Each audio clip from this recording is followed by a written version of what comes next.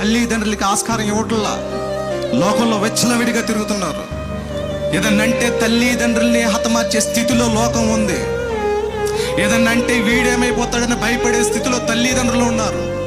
అలా పాడైపోతున్న కుటుంబం ఉంది, కుటుంబాలు ఉన్నాయి.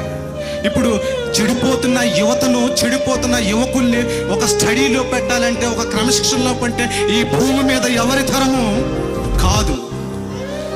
శిథిలమైపోయిన జీవితాలను సైతం, పాడైపోయిన జీవితాలను సైతం, మరుగైపోయిన పాపపు జీవితంలో సాగుతున్న ప్రేరణలో ఉన్నవారిని కూడా పరిశుద్ధత కలిగి ఆ ప్రభు వైపు తిప్పగలిగేది ఈ పరిశుద్ధ గ్రంథమే.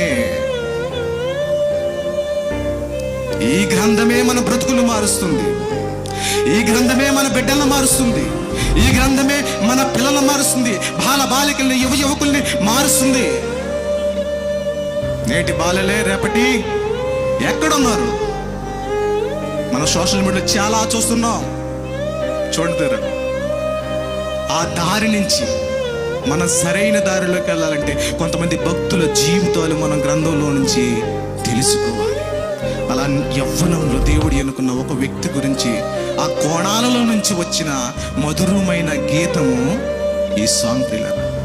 దీనికోసం